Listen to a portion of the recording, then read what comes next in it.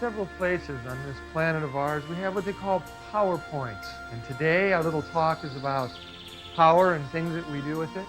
And these places that are around the world and how they add power, and people believe that places like this are mystical and magical. And so we rush to them, like Mount Shasta and Soda Creek and places like this, because we're looking to fulfill something inside of us, something to give us that extra little bit so that we can feel that we're part of all of this and the grandioseness of it all. As I look at these power places, I begin to realize that besides places, there are these things that we can do as people to improve ourselves, to learn about different things, to go within and get this energy, this extra something that we're looking for. We've got great masters all over the paths who build things like this and who do different things and who say this path is the right way or that path is the right way. And as we look at all of this, I begin to realize that if there are a million people, there are a million right paths, and they all work. And to find one, or to find that one that works best for you is sometimes a lifelong job. And so we've learned that there are things that we can do while we're looking on this path for this thing. And these are some of the things that I'm going to talk to you about now. They're little fun things. They're the things that I've observed bring light into your heart. They're the things that I've learned how to do every day, because for me, metaphysics has been made too mysterious and too mystical and too magical. And basically, metaphysics should be called common sense, because it's the common sense things that we're really looking to do that are the things that really serve us. They are those pieces that we talk about every day and sometimes totally miss, like the thing 2 inches from your nose. We'll even talk about that. As I've observed the human being and as I've observed myself going along this world, we put together some little quick sayings that sort of are the things that you can do while you're wondering how to be a divine being or how to serve yourself on this planet. And they just sort of call them little dennicisms. They're kind of cute little things. And I'd like to share some with you during this tape. I've learned that if you do these simple little things, they really work. They will change your life, and they're quite unique. They're a joy. You see, our power is in ourselves. It's not outside of ourselves. It's not in these great edifices that we make, although there is a certain amount of power. I've learned that it's all inside of us. I've also observed that as we've grown on this planet, from the time we were just like babies, we've learned to observe everything outside of ourselves. We learned that our power of observation showed us how to talk, how to walk, how to do all sorts of different things. It's kind of like we learn by experiencing, by observing. Now we hit a part in our life where it's time to go within, to learn what is within, to learn that spiritual side of ourselves. And we no longer go without, we go within. And these going within things are the things we're going to talk about. They're fun, and let's just get to them. Now, one of the first things that I've observed is that time seems to be some sort of element. We have a sun that's moving around. We have all sorts of things that are happening. And so time becomes this important thing. We learn to, with shadows, tell time, do all sorts of things. Time is important when you are in it. Now, what I mean by that is present time is one of the main secrets to becoming aware. Most people are too busy with their mind in their future, or perhaps worrying about the past, thinking of the things that they should have done. And let's face it, whatever you should have done, you didn't, and it's over with.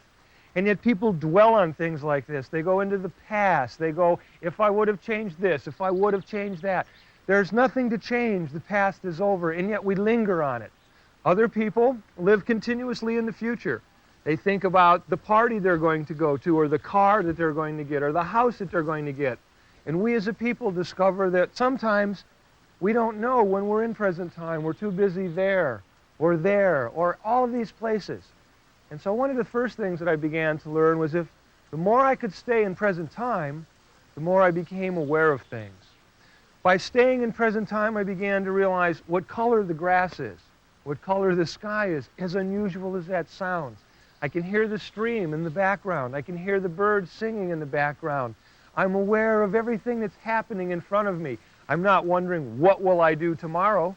Let's face it, for those of us who spend time in the future, what has the future really given to us? We think of a party in a week, we plan the party, and let's face it, how many of the things that you plan, come off?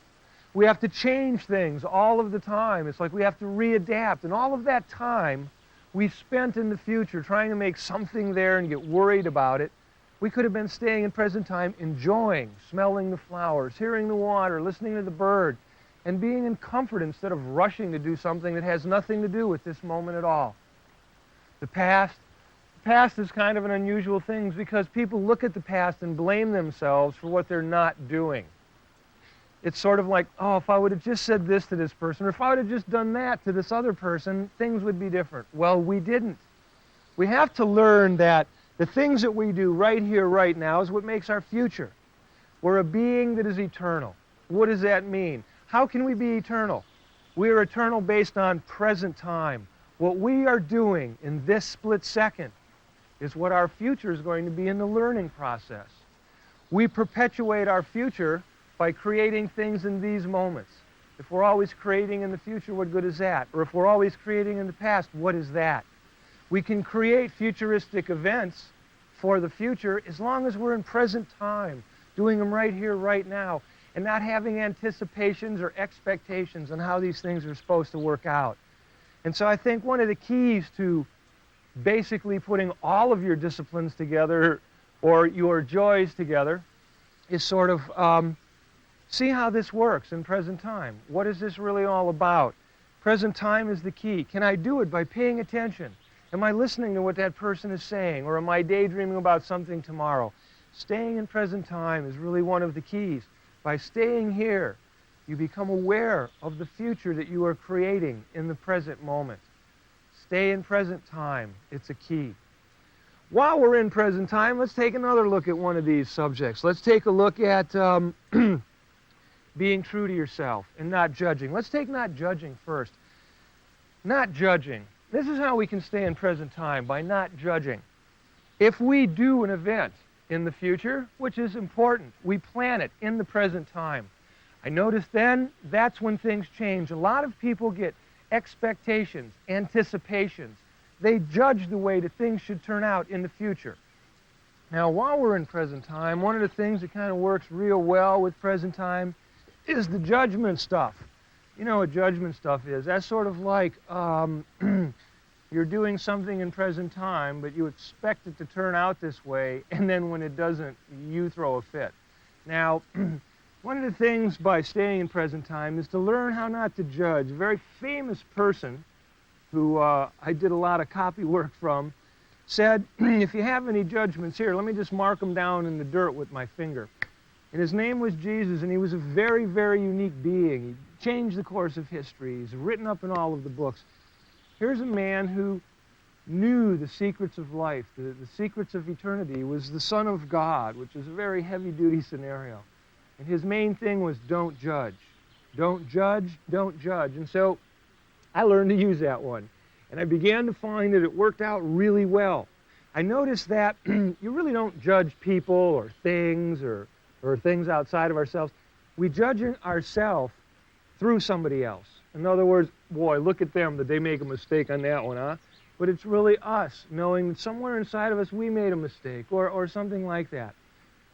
We are so busy judging ourselves through others that what we've noticed is other people judge us back in the same way we're judging them.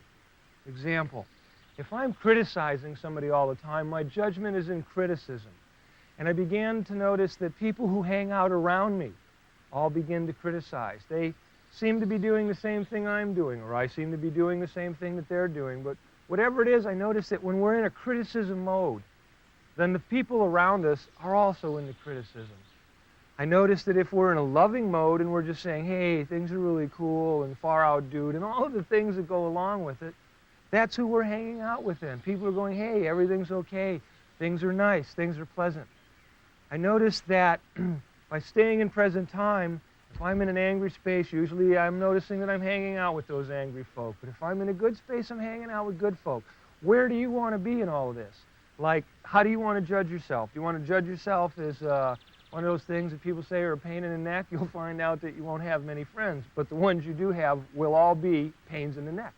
Or let's just say you're a loving being, and you're out just loving everybody and sharing with an open heart. Well, you know what you get from that. You get a bunch of people hanging out with you, all sharing from an open heart. It's sort of like a little fun exchange. Judging. Don't judge anything. The things that we judge are really our inadequacies. And I notice that we spend a lot of time judging our negative stuff because negativity is the way most of us have been brought up. We find that it's tough to get to the top. The only thing that's really there for us is to pay taxes and drop dead. And that's kind of a depressing state of affairs. Because we have all of these things constantly bombarding us, that's why we see things negative. And so we have a tendency to judge things. We have to see where they fit in relationship to us. Is this something we want to do? Is this something we don't want to do? Can we have fun at these things?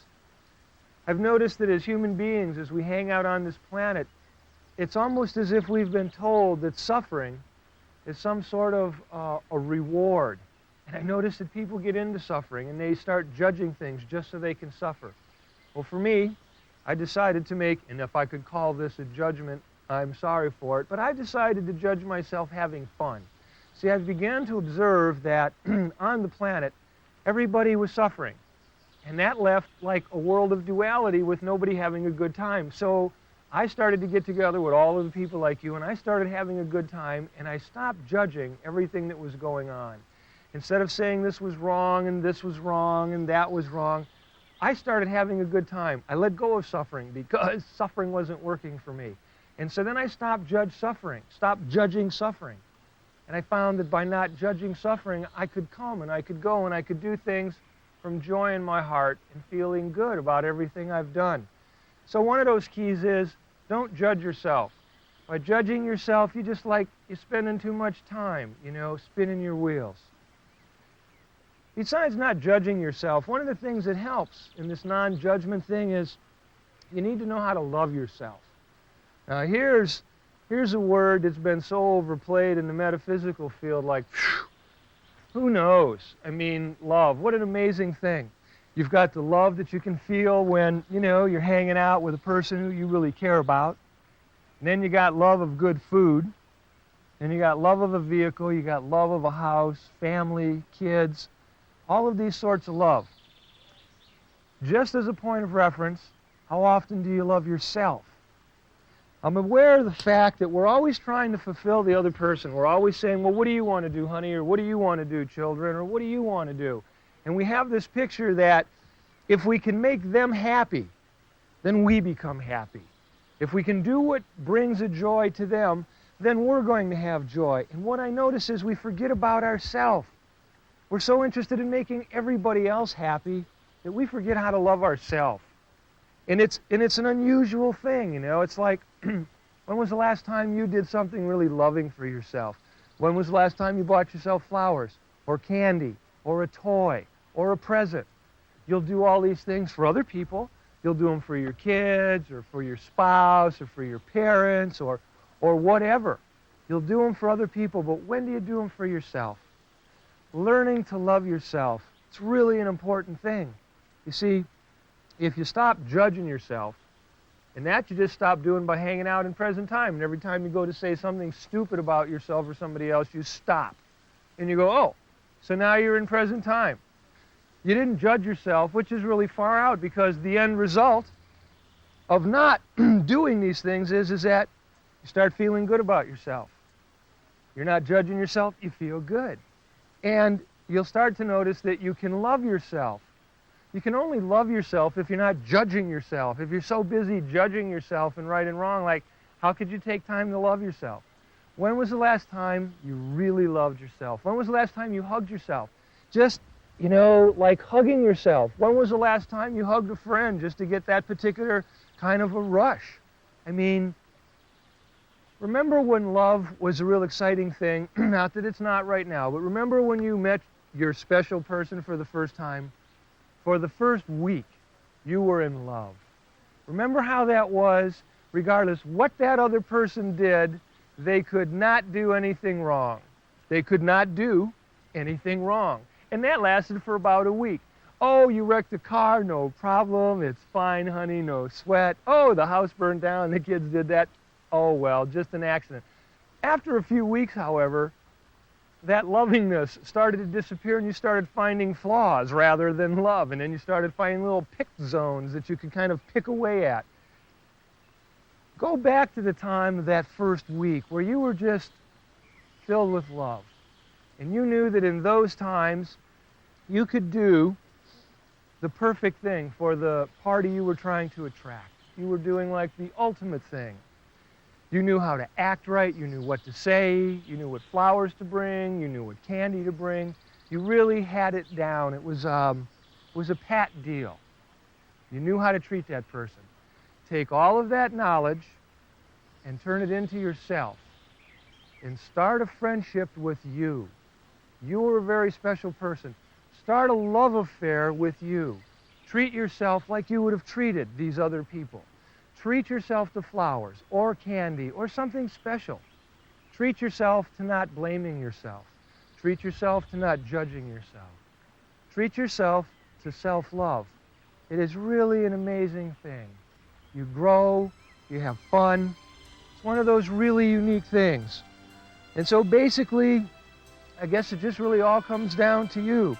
Staying in present time, learning how not to judge yourself, and then learning how to love yourself in such a way that it becomes very special, very unique.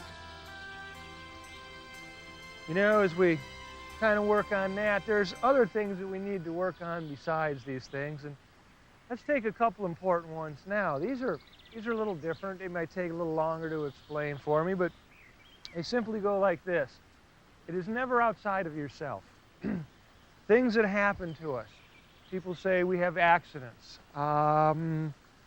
Certain things happen that were out of our control. All these little cliches where we don't personally believe we had anything to do with it. We are a victim of circumstance, and we just sort of showed up on the spot. Well, these things like this really don't happen. You see, everything that we do in our life is somewhat orchestrated. It's as beautifully done as the planets stay in the sky, and things orbit the sun, and the moons orbit the earth. They're orchestrated, and they follow their own cycles, their own rhythms, and this is what they do to keep in constant flow, stay in present time. We are in a flow of this present time, and as we flow to things that we do, whether they're good or bad or right or wrong, as these things we do, this is the flow that we create. And for every action, there's a like and equal reaction. That means for everything that we put out, we get back. We put bitterness out, we get bitterness back. We put joy out, we get joy back. So whatever it is that we put out there, we get back. It's the simple way that these things work. Now, that basically means, besides cause and effect, that everything that happens to us is happening to us for a reason.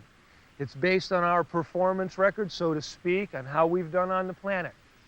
Some people even tell us that there's this thing called reincarnation, and that we've lived many, many, many lives, and that we're still paying karmic debts, it's the word they use, or paybacks from like other times in our life, so that when certain things happen to us, we go, oh wow, we act surprised, and we say, well, I don't remember doing anything this bad in this life.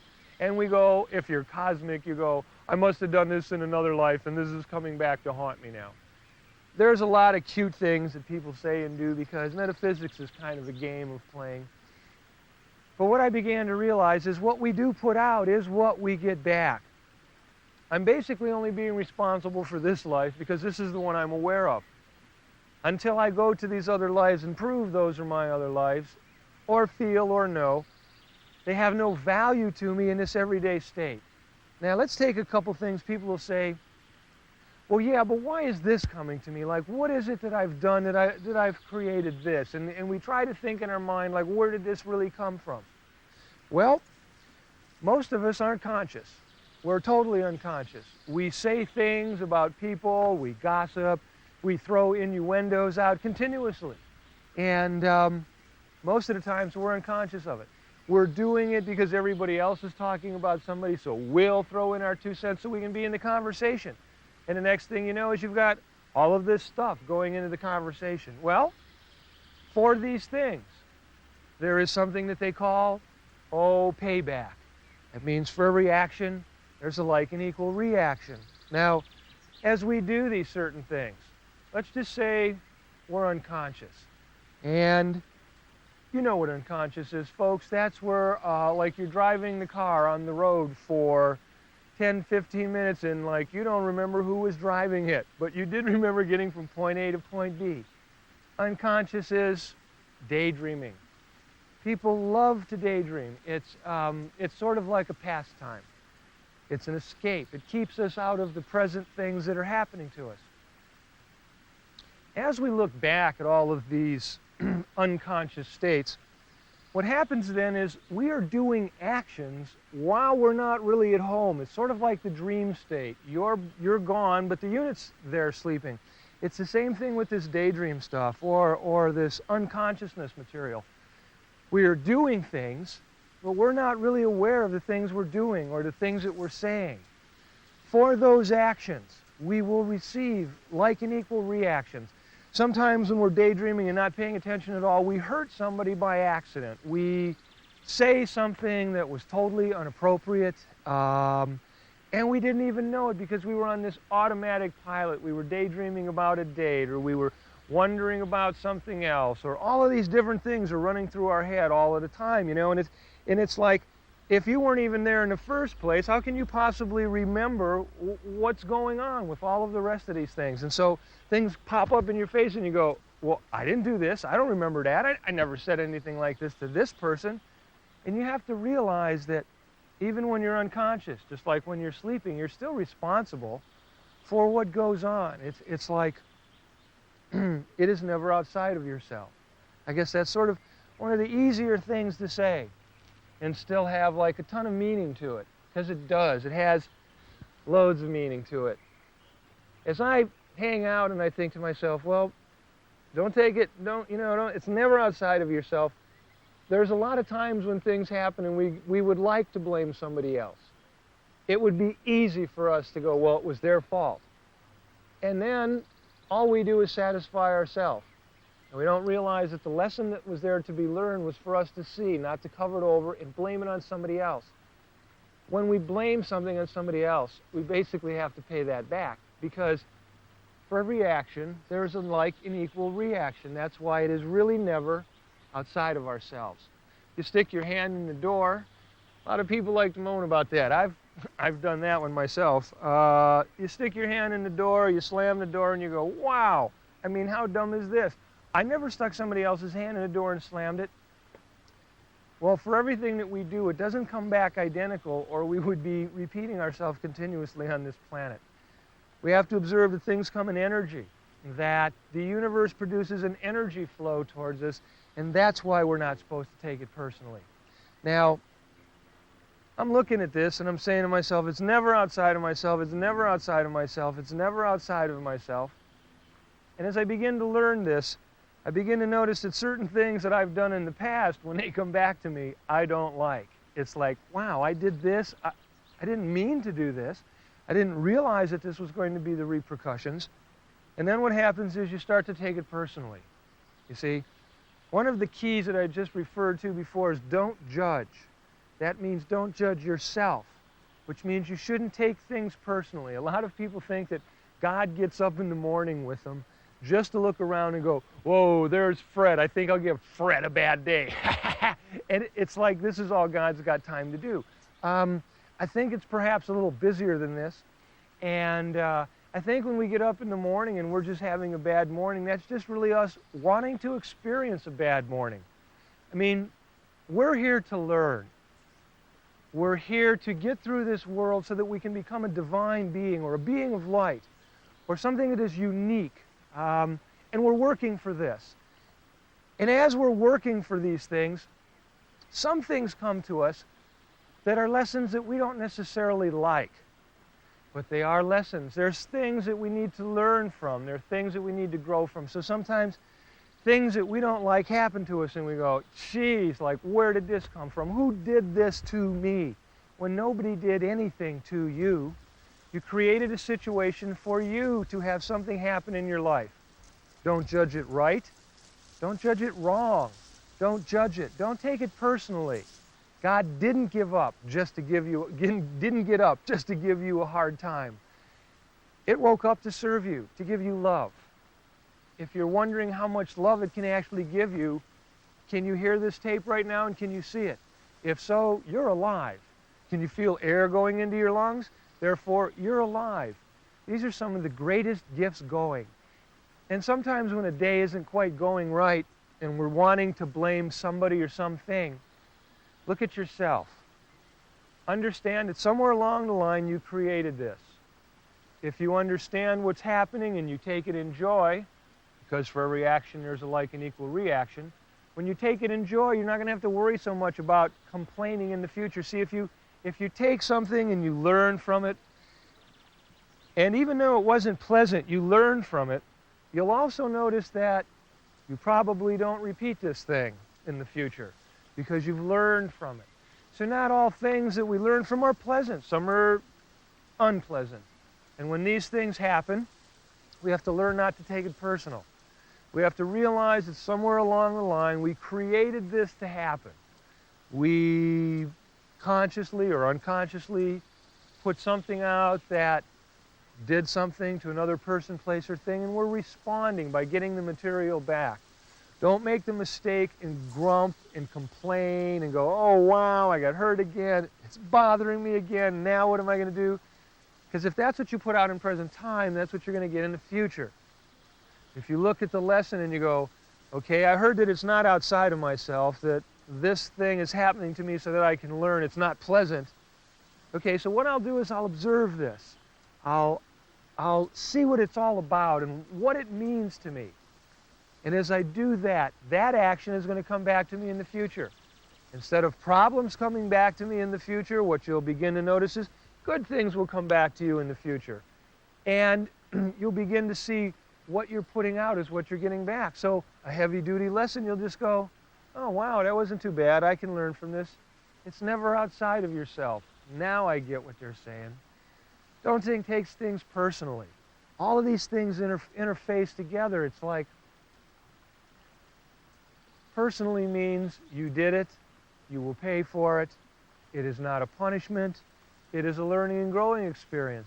There's nothing so horrible on this planet that you find so terrible that you can't enjoy at all. Relax when lessons come your way. Just pay attention. While you're paying attention, there are other things. There's like things called being aware of the obvious. Now, being aware of the obvious is it's an important thing. It's like looking down, make sure your feet don't trip you or you fall over things. Being aware of the obvious is also like hearing the stream and the bridge and the power place and the birds and all of these things. When I'm learning to stay in present time, I've learned it by staying in present time, I learned to become aware of the things that were around me. I began to notice that I looked in people's eyes to see what they had to say to me. I stayed in that present moment. I observed everything that was around me. I become aware of the obvious. Now, what does really becoming aware of the obvious mean? A lot of people wonder about that because they're like, well, what's obvious? What's obvious is you're breathing. What's obvious is the sun is in the sky. What's obvious is the things around you are green. Let me give you some unique examples of being aware of the obvious. I'm aware of the fact that trees are green to a degree, except I'm aware of the fact that this one's green and yellow. So I'm aware of the obvious, and the obviousness tells me like, oh wow, maybe fall is starting to happen. It might start to be frosting here. I began to notice that as things frost, the things on the ground change colors. They do different things. I look on the ground and I spot obvious things like bird feathers. It's simple, it's unique, but yet I'm aware of the obvious. I look, I see more bird feathers, and so it's like, whoa, somebody had a meal here. So just by looking around, I become aware. I'm aware there's a road, I'm aware there's trains. I become aware of the obvious. Now, I start to associate this with things in the present moment. I'm in a green woods. I notice that when a lot of green surrounds me, that people are healing, people are loving, people are gentle, there's a caring. And so I begin to notice that besides seeing people in the environment of green, I begin to notice that if we hang out in green, everybody gets loving, everybody gets a little nurturing. It's like Mother Earth nurtures you. I go out at night, I go into different places, I notice that it's dark in there. I notice that maybe it's black walls. I feel closed in. I'm aware of the obvious. I'm aware of the fact that I'm feeling like my depth perception is off. I'm aware of the obvious that in this particular kind of environment, sometimes I don't like talking the way I normally would when there's bright light. I become aware of the fact that when I deal with people in that particular circumstance, that I have to talk to them in a certain way. I just become aware of the obvious.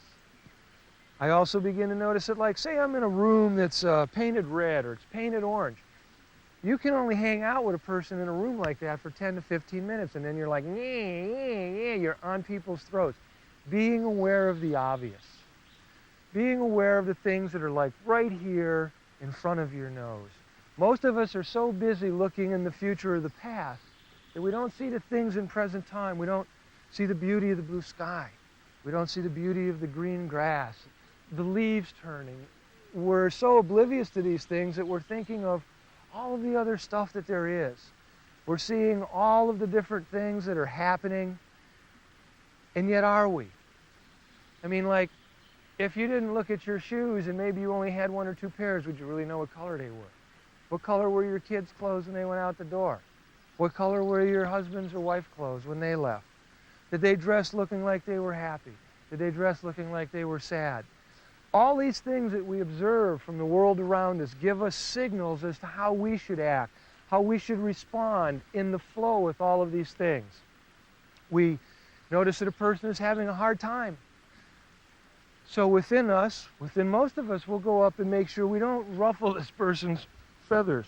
We don't want to ruffle them. We just want to love them. We can see they're aggravated, support them. Not in aggravation, but in love. We see somebody's having a rough day, we support them. We see somebody's having fun, we support that. If we can learn to blend in with everybody, which seems to be one of the things we're all capable of doing, we can share, we can learn how to take care of each other, becoming aware of the obvious. Oh, this person looks thin. I wonder if they need food. Wow, this person looks sickly. I wonder if they need help. Wow, this person is looking joyful. I wonder if they would like me to join with them. Wow, this person looks exciting. Let's have some excitement with them. Be aware of the obvious. By being aware of the obvious, it gets you in the flow of things. There is like a natural flow, a natural timing, why the planets go around the sun, all these different kind of things. You know, it's like being aware of all your surroundings. It's like, I'd like to sit. So I want to make sure I'm not going to sit in poison oak or poison ivy. I want to sit down. I'm aware of the obvious. I'm also aware that I'm next to a creek. I got to watch where I'm sitting. I've learned that what good did it do? Well, I'm not sitting in a puddle. I'm sitting on warm grass. I'm not going to get poison oak, and I'm not going to get poison ivy. Now, by being aware of the obvious, all that did was adjust me from standing here to standing here. I looked at 2 inches in front of my nose to see what was really available for me. I wanted to see what would serve me the easiest, in what flow could I actually flow the best, and how do things accelerate. It's sort of like putting these pieces together so that you can really enjoy, you know, being aware of the obvious. I can lean back, I'm not going to get any prickers in my hand, and I'm having a really good time. So this kind of like takes care of those things. It's never outside of yourself, because if I would have sat down in the puddle, that would have been me, not in present time, because I would have daydreamed right past the fact of sitting in a creek till my butt was in it. And then I would have saw that, and I would have went, oh wow, was I aware of the obvious on that one? And then I might not have jumped up, or I might have jumped up going like, oh God, man, I sat in a creek, now my pants are wet. No, I don't have to do that. I'm not taking it personally, because by being aware of the obvious, I didn't sit in this wet spot. And so I know these things sound simple to us, but it's like paying attention. being aware of the obvious, not taking it personally. Yeah, I sat in the creek. Nobody told me to sit in it, but I didn't because I was aware of the obvious. You see how all these things fit together? It's sort of just a little scenario of learning about present time, learning how to work with all of these things, being aware of the obvious, not getting into judgment about things that you do, pretty much just staying with it on the planet.